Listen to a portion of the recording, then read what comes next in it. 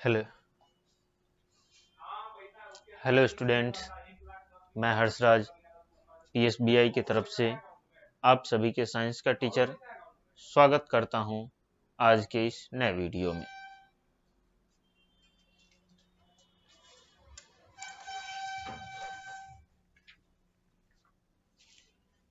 पिछले क्लास में हम लोगों ने जाना था हाउ टाइड्स आर कॉज्ड, यानी कि टाइड्स कैसे होते हैं, कैसे होता है टाइड्स, कैसे फॉर्म होता है, ये सारी चीजें हमने देखा था। ये उसमें हम लोगों ने हाई टाइड और लो टाइड के बारे में पढ़ा था और आज हम लोग spring tide and neap Tide के बारे में पढ़ेंगे। ठीक है, आज हम लोग स्प्रिंग टाइड और नीप टाइड के बारे में पढ़ेंगे।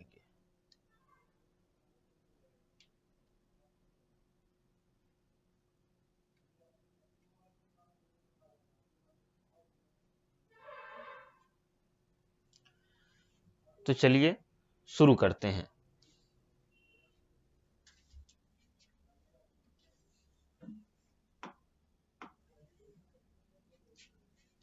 Spring tide and neap tide, तो इसमें लिखता क्या है, on full moon days and no moon days we get highest tide और spring tides. On full moon day यानी कि जिस भी दिन फुल मून डे होता है उस दिन, और नो मून डे उस दिन, इन दोनों दिन जो है हम लोगों को हम लोग हाईएस्ट टाइड और स्प्रिंग टाइड को देखते हैं। यानी कि जिस दिन फुल मून डे होता है उस दिन और नो मून डे होता है उस दिन, इसी दो दिन जो है स्प्रिंग टाइड और नीप टाइड हमें मिलता है। On this day, the sun, the moon, and the earth are in a straight line. So, gravity of the sun also act along with the gravity of the moon. ठीक है, अब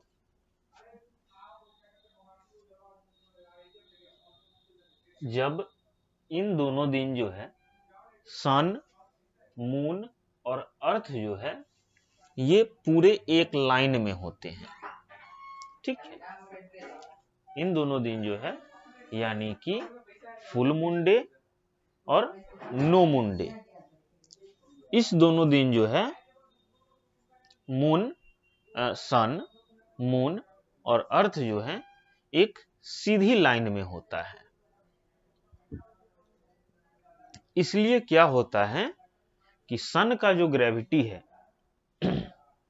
वो भी मून के gravity की तरह act करता है,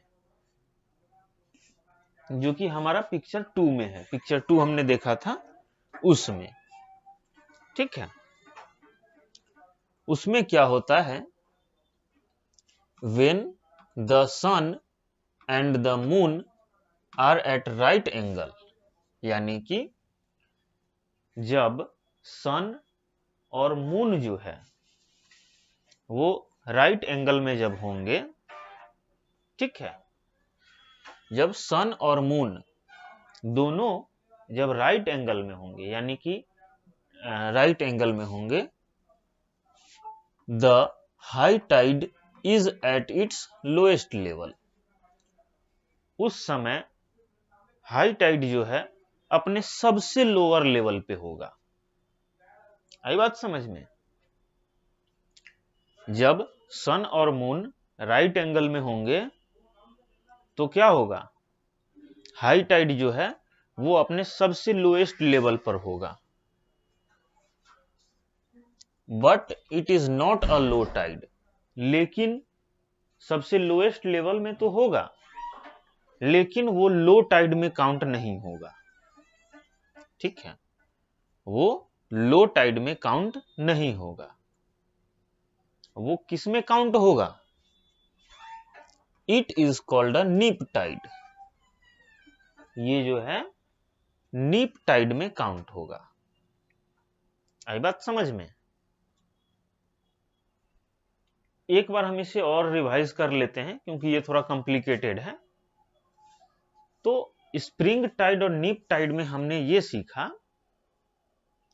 कि फुल मून डे के दिन और नो मून डे के दिन जो है हम लोगों को हाईएस्ट टाइड यानी कि नीप टाइड, सॉरी हाईएस्ट टाइड और स्प्रिंग टाइड देखने को मिलता है। ऑन दिस डे यानी कि इस दिन the sun, the moon and the earth are in a straight line. यानी कि इस दिन सन, मून और अर्थ जो होता है वो एक स्ट्रेट लाइन में होता है। ठीक है, वो किस लाइन में होता है? स्ट्रेट लाइन में होता है। जिस वजह से सन की जो ग्रेविटी है यानी कि सूर्य का जो ग्रेविटी है वो ग्रेविटी भी मून के ग्रेविटी की तरह एक्ट करने लगता है। ठीक है, आगे हमने ये जाना कि सन और मून जब अपने राइट एंगल पे होते हैं उस समय हाई टाइड जो है वो अपने लोएस्ट लेवल पे होता है। लेकिन जब हाई टाइड अपने लोएस्ट लेवल पे होता है तो उसे हम लोग लो टाइड नहीं कहेंगे, उसे हम लोग नीप टाइड कहेंगे। आई बात समझ में? चलिए अब हम लोग आगे देखते हैं। आगे है हमारा टाइम टू रिवाइज, यानी कि अभी हम लोग इसको देखते हैं क्या है इसमें।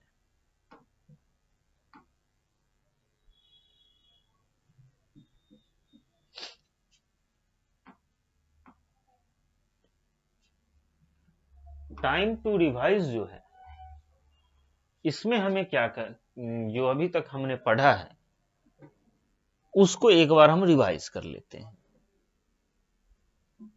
तो पहला टॉपिक है हमारा when something comes in the path of light A shadow is formed.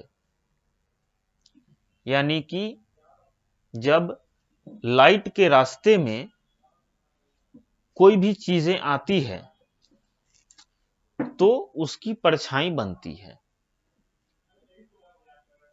अगर लाइट के रास्ते में कोई चीज नहीं आएगी तो लाइट अपना कंटिन्यूअसली ट्रेवल करते रहेगी। लेकिन जब लाइट के रास्ते में कोई भी ऑब्जेक्ट जब आता है तो उसकी परछाई बनती है। ठीक है, अगला है हमारा lunar and solar eclipse are caused by the shadow of the earth and the moon respectively. अब ये जो हमारा सोलर और लूनर इक्लिप्स जो होता है वो क्यों होता है? तो वो जब अर्थ का शैडो मून पे पड़ता है, तो दूसरा जब मून का शैडो अर्थ पे पड़ता है, तो यही दोनों के कारण लूनर और सोलर इक्लिप्स होता है। आई बात समझ में? अगला है हमारा the sun, the earth and the moon come in straight line during the eclipse. यानी कि सन, अर्थ और मून ये तीनों जो हैं इक्लिप्स के समय पे एक सीधी रेखा में होते हैं, यानी कि तीनों आमने सामने होते हैं। आई बात समझ में?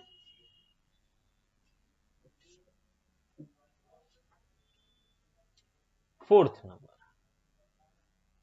During the solar Eclipse the moon comes in between the sun and the earth. अब सोलर इक्लिप्स जो होता है उस समय मून जो है अर्थ और सन के बीच में आ जाता है, यानी कि सूर्य ग्रहण के समय मून जो होता है वो सूर्य और चांद के बीच में आ जाता है। आई बात समझ में? चलिए अगला है हमारा, in case of lunar eclipse the earth comes in between the sun and the moon. जब लूनर इक्लिप्स होता है उस समय सन और मून के बीच में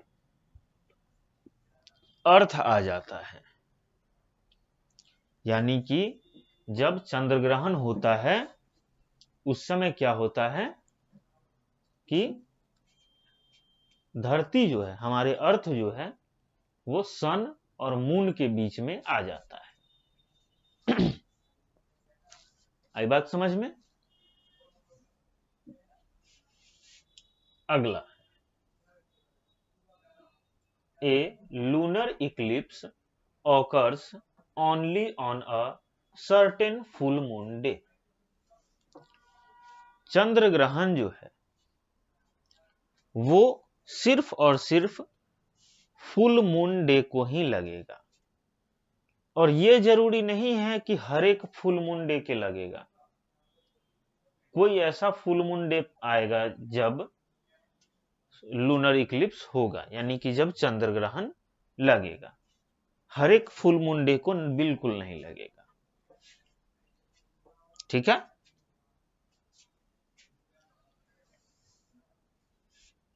अगला है, a solar eclipse occurs only on a certain no moon day. अब एक सोलर इक्लिप्स जो होता है वो तभी होता है जब एक सर्टेन नो मून डे होता है, यानी कि जरूरी नहीं है कि हर एक नो मून डे के दिन जो है सोलर इक्लिप्स हो ही जाए। कोई एक फिक्स होगा जिस दिन सोलर इक्लिप्स होगा, और उस दिन जो है नो मून डे होगा। ठीक है? अगला, the moon influences the ocean water by causing tide. Moon जो है वह ओशियन वाटर को इन्फ्लुएंस करता है। मून क्या करता है? ओशियन यानी कि समुद्र के पानी को इन्फ्लुएंस करता है टाइड के वजह से, यानी कि टाइड के द्वारा मून जो है ओशियन वाटर को इन्फ्लुएंस करता है। अगला, the tide is a regular rise and fall in the level of sea twice a day. अब टाइड जो है वो क्या है? रेगुलर राइज एंड फॉल, यानी कि अक्सर का उतार चढ़ाव है समुद्र के पानी में। ठीक है? यानी कि टाइड जो है वो लेवल ऑफ सी वाटर में रेगुलर उतार चढ़ाव करता है, और ये टाइड जो है दिन में 2 बार जरूर आता है। ये टाइड जो है दिन में 2 बार जरूर होता है। इसी के साथ आज हमारा ये चैप्टर समाप्त होता है। अगले क्लास में हम लोग टाइम टू राइट यानी कि एक्सरसाइज हम लोग अगले क्लास में करेंगे। आज के क्लास के लिए इतना ही रहने देते हैं।